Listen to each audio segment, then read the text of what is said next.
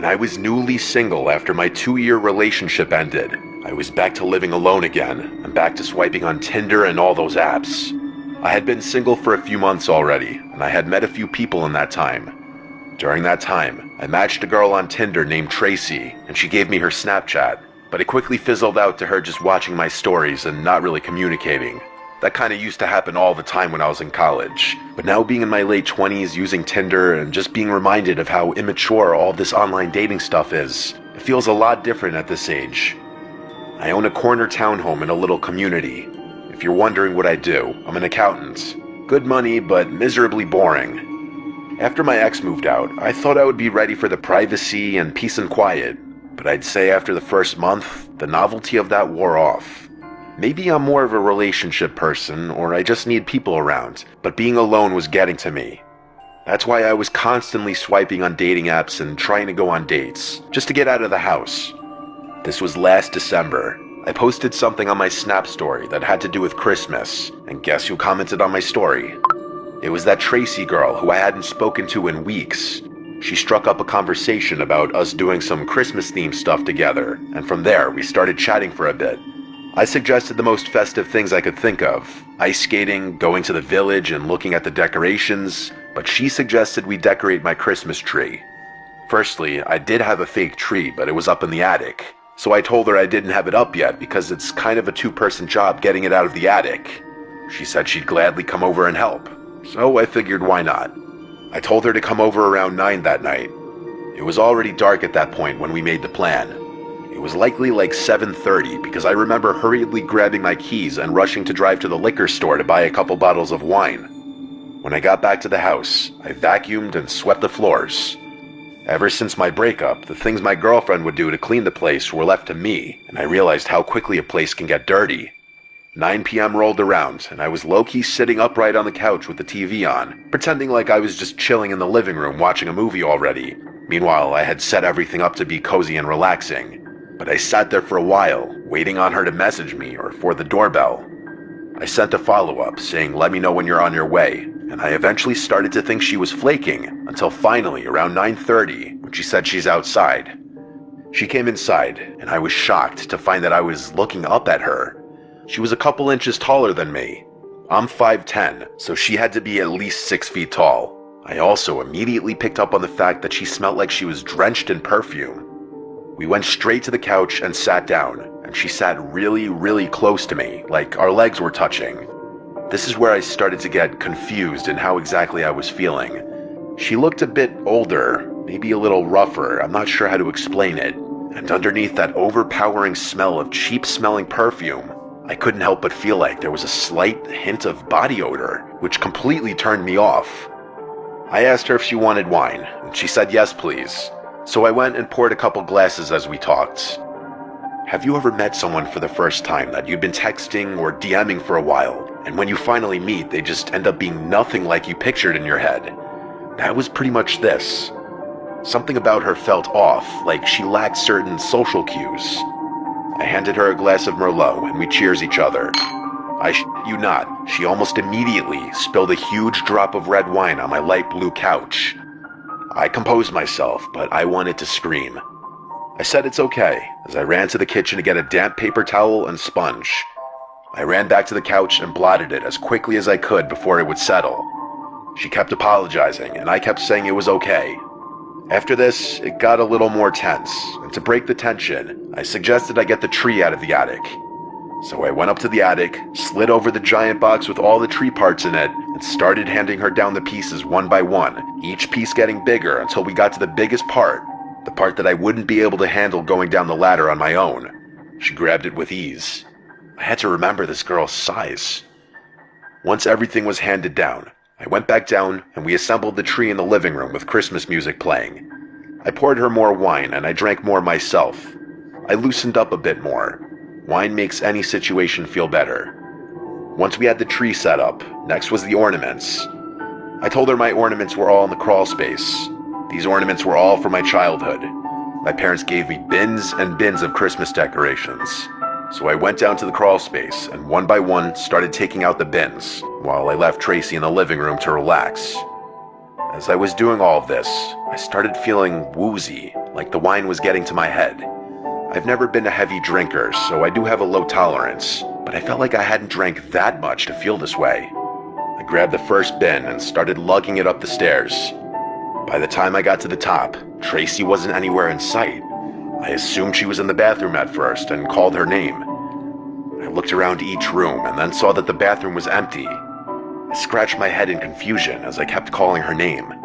I went to message her on Snap, but she never opened the Snap. I checked the 2 bedrooms too, but she was gone. I couldn't believe this. She snuck out on me. This was when I started wondering if she thought I was ugly or weird or something, even though truthfully, I wasn't even really into her either. I crashed onto the couch, which suddenly felt a lot more comfortable than before, and honestly, as far as I remember, I periodically checked my phone to see if she opened my Snap, and just watched whatever was on TV, until my memory just faded to black. I swear, everything just went black. And then, I woke up in darkness. No lights, no TV on. I looked around in the dark room, and I knew I was hearing things. I felt like I was still on the couch, and I felt weak.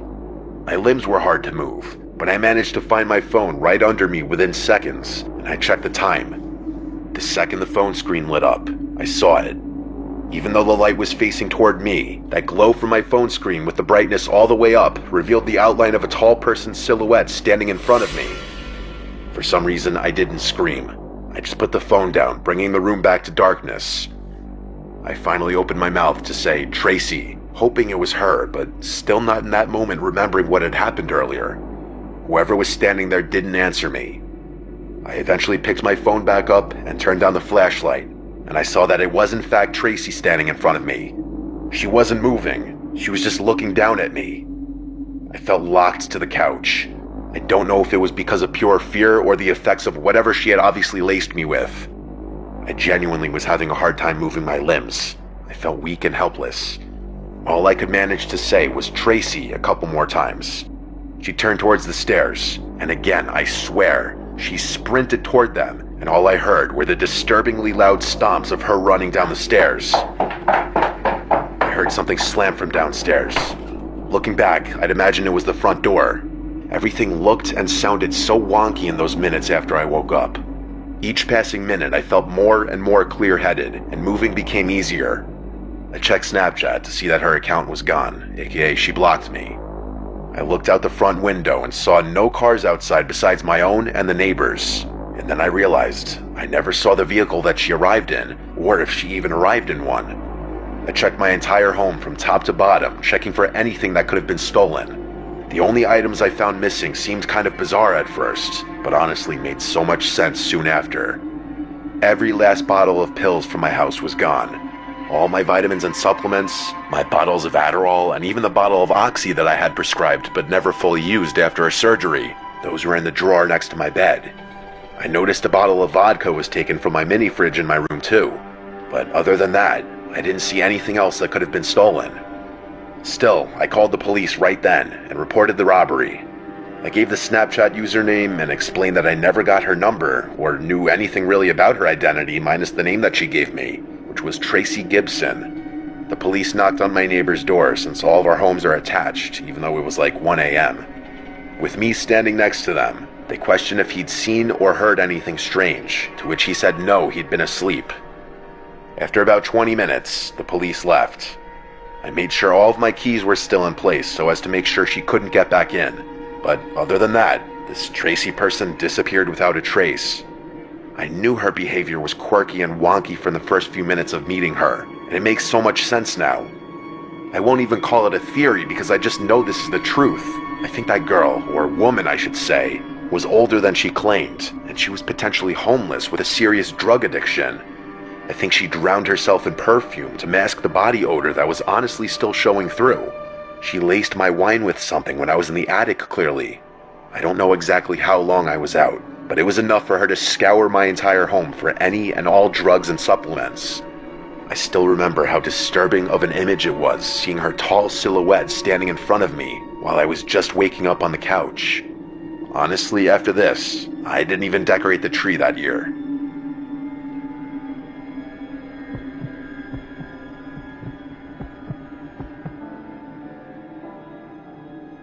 This happened on Christmas Eve back in '97 when I was 7 years old. Since we're Jewish, we don't celebrate Christmas, so Christmas Eve was just like any other night for us. Our dad is a doctor, and since he's Jewish, he always works on call at the hospital during the Christmas holidays, so he wasn't home tonight. That just left my little sister and I by ourselves for the evening while our dad worked. Technically, our mom was home, but to be blunt, she was an alcoholic. Back then, being a 7-year-old, I had no idea what alcoholism was. All I knew was that my mom was always passed out once it got dark and near impossible to wake up. Sorry if it sounds harsh or TMI, but it's relevant to my story. My sister and I were downstairs watching TV when we heard a knock at the door. Being the oldest, I went to see who it was. Our door had glass panes built into it, which made it easy to see who was on the other side. There was a man standing outside in a Santa suit holding a bag, and when he saw me, he smiled and waved at me to come to the door. I went near the door but did not open it, and I thought it was odd that someone dressed like Santa would come to our house out of anyone's house in the neighborhood. He said, "Hey kid, it's me Santa. Let me in, I'll give you your presents." I remember point blank telling him that Santa isn't real, and that if he was, he doesn't give Jews presents anyway. That's when he said, "Of course I'm real. In the past, I only used to visit Christian homes, but lately, I felt bad that Jewish kids never get any presents. So this year, I changed the rules so that you can get presents too." But I didn't buy it, and instead, I remember getting mad at him, arguing that Jews get presents. We just get them during Hanukkah and not on Christmas. The smile fell from his face, and all his jolly charm disappeared as he began demanding I open the door. I told my sister to dial 911, and the guy seemed to run away. We did call the cops. However, unfortunately, the operator didn't understand what we were saying. Looking back, I think she may have thought we were just little kids excited that Santa Claus was coming to our house. Regardless, she didn't take us seriously, and instead just told us that this number was to be used for emergencies only before disconnecting the call. My sister and I now got really scared because we didn't know who else to call. Since we were only 4 and 7, the only numbers we knew how to dial were our home number and 911. And since this is the 90s, my dad didn't have a cell phone yet, and I had no idea what the hospital number was to reach him there. And with our mom impossible for us to wake up, we were essentially on our own. We hoped the man wouldn't come back, but a few minutes later, he was knocking on the door again. He said he knew the cops weren't coming, and to go ahead and let him in, or we'd be in big trouble. My sister started crying and ran upstairs trying to wake my mom. Not knowing what else to do, I did the one thing that made sense to my 7-year-old brain. I grabbed a bunch of candles we keep for our menorah and lit them all, then ran below where the smoke detector was. I blew out all the candles quickly before tossing them all up to the smoke detector. Thankfully, they gave off enough smoke to set off the smoke alarm.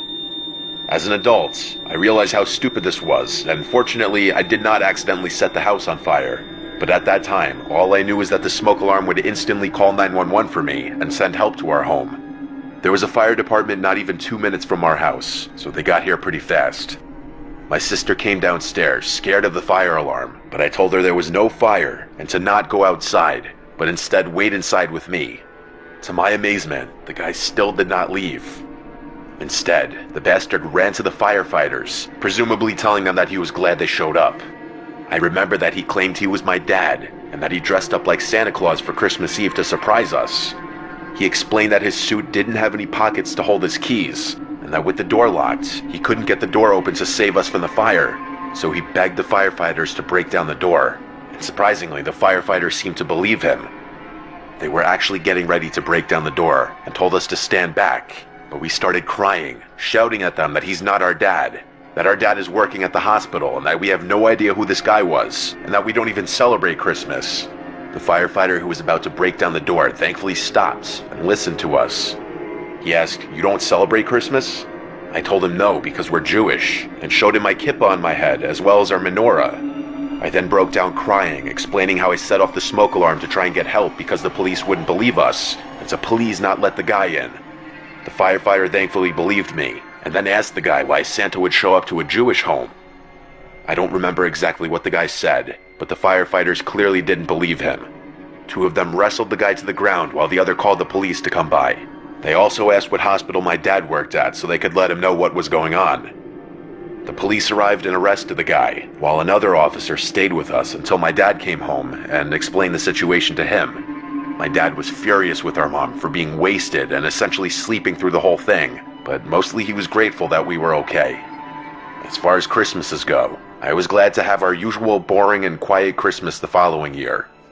To this day, I think being Jewish saved my sister and I's lives, because had we opened that door to let Santa in, there's a good chance that would have been our final Christmas.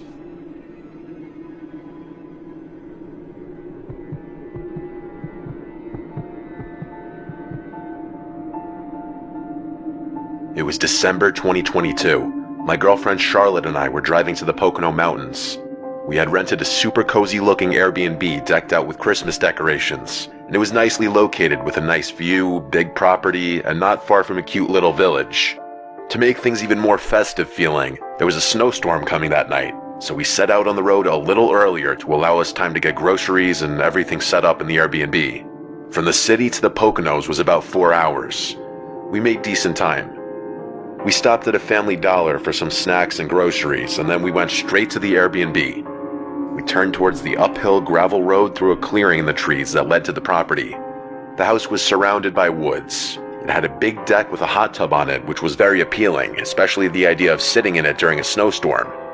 There were a bunch of Christmas decorations on the property, including some light-up reindeer, a big snowman, and big decorative candy canes lining the walkway to the front deck. We had to take a few trips to and from the car to bring everything inside. First impression, the place had a very comfy feeling as we expected from the pictures. It had a Christmas tree in one corner, stockings hung on the walls, and a bunch of smaller decorations scattered about. It had that very welcoming smell of wood that you'd expect in a country log cabin, though it was more so just a regular house. Then I realized why. There was a stack of logs next to a big fireplace in the living room. There were 3 bedrooms, though of course we only needed 1. We put our luggage and such in a second bedroom. I did the usual stuff like inspect the fridge, turn on the TV to see if there's cable or Netflix, and look out all the windows. There was an upstairs, but it was more of a loft with a pool table and a couple of couches. Then there was a basement. For the hell of it, I went down to check out the basement. It was fairly big relative to the size of the house. It felt disconnected from the Airbnb though. It wasn't furnished for hanging out in. It was dark and cold and felt more like a space to do laundry and a workspace. Then there was a knock at the front door. I hurried up to answer it, and there was a guy who looked to be in his late 40s. He was wearing gray sweatpants and a ripped-up yellowish-brown jacket. He smiled at me and said, "How are you folks doing?" I replied good and asked him if he was the Airbnb host. He replied he runs the place with his brother. I asked for his name, and he said Tom. Tom said he lives just up the road next door if my girl and I need anything. I thanked him, and then he walked away. I found it interesting that he knew I was with my girlfriend. Charlotte didn't come to the door, but maybe his brother told him about us. I did have a conversation with Mike, the host, about it being my girlfriend and I wanting to do something festive. It was pitch black out and it was snowing. We cranked up the heat in the house and started preparing the dinner we bought, which was chicken thighs, broccoli, potatoes, and cornbread. It was pretty grab bag. We ate on the couch with the Christmas tree lights on in the corner, giving the room a nice comfy glow as we watched the Polar Express. It was the only good Christmas movie on any of the streaming platforms. If you can't tell, we really love Christmas. After the movie, and when we felt we had digested enough, we went outside to the deck to hop in the hot tub. I turned on all the decorations and Christmas lights in the front yard, and as we sat in the hot tub watching the snowfall, it felt like bliss, until the bubbles on the hot tub stopped, and it went silent. We heard unmistakable footsteps from somewhere on the property. Charlotte and I looked at one another. I asked her if I should shout who was there, but she said no. The footsteps moved further and further until they were no longer audible.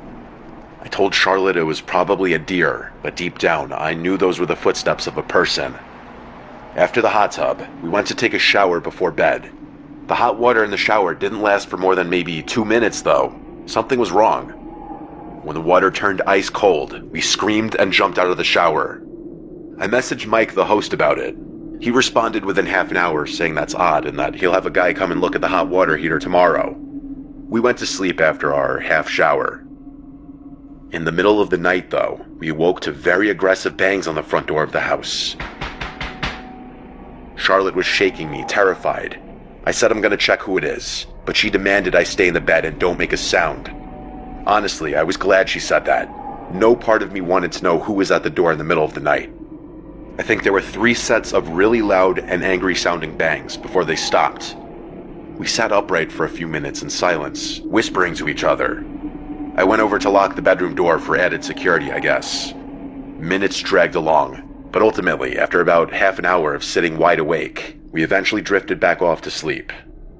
First thing in the morning, I messaged Mike again about the knocks at the door. He answered more quickly this time, seeming pretty confused like us. He basically said how strange that is. He didn't know why anyone would be roaming around late at night like that. He said if anything like that happens again, that we should alert the authorities. Honestly, not the most reassuring response, but I mean, he was right. What else could he tell us? Grab a gun and shoot whoever was at the door? I didn't want to keep complaining to Mike constantly, but I mean, these were some valid concerns I was bringing up to him. There was a lot of snow outside, and it was a dark, cloudy day. There were still some flurries falling onto the ground. I went out to wipe the snow off my Jeep, and while I was doing so, I noticed footsteps in the snow. They looped around the house. I remembered the knocks from the night before, and wondered if it was from the same person. But these footprints looked fresh, and it snowed all night. Surely the footprints from last night would have filled in by now. I heard footsteps approaching now, actually, and I saw Tom walking from around my car. I told him about the hot water heater problem, and that Mike said they were sending someone to take a look at it. He said he knew and that he was here to take a look at it, actually. I also told him about the knocks at the door last night and the footprints in the snow. I even showed him. He looked at them and said there's a lot of strange folk out here that go snooping around at night. I asked if we should refrain from using the hot tub at night then, and he said no, that shouldn't be a problem. The people around here are harmless. He went inside into the house and walked around for a bit before walking down to the basement. He told me he'll have a look at the hot water heater. Tom seems like a weird dude, honestly. I messaged Mike saying Tom's here now checking out the water heater. Mike replied back asking, is Tom the name of the plumber? And I replied, no, your brother. He replied, what do you mean? He said he's my brother? It started to click in my head. I responded, do you have a brother named Tom who runs this Airbnb with you? And he replied, no, who is this person? I hurried to Charlotte and told her to collect her things quietly. We need to get out of here. As quickly as we could, we packed our bags, grabbed all of our stuff, and brought it outside to the car in one trip. I'm sure we left behind a charger or something small, but who cares? We got in my car, and when I started it, I looked in the rearview mirror and saw Tom quickly approaching the rear of the Jeep. I put it in drive and drove out of there as quickly as I could. When we were back on the road, we called Mike and explained everything and told him he needs to call the police now. He didn't stay on the line with us for long, but 20 minutes later, he called us back. We were in the car still. He said the police were there now and didn't see anyone in the house. Mike was on his way to the house as well, but he was mostly calling to get more details from us. We drove around the area and explored just as a way to calm our nerves after what just happened. After a few hours, we drove home. Mike messaged me later that night updating me and apologizing for everything. He said he didn't know anyone who resembled my description of Tom. What disturbs me is that man was watching us the entire time, from the moment we arrived to when we were in the hot tub, and he was probably the one banging on the front door in the middle of the night. Who knows what his intentions were? It's a good thing we left when we did, though.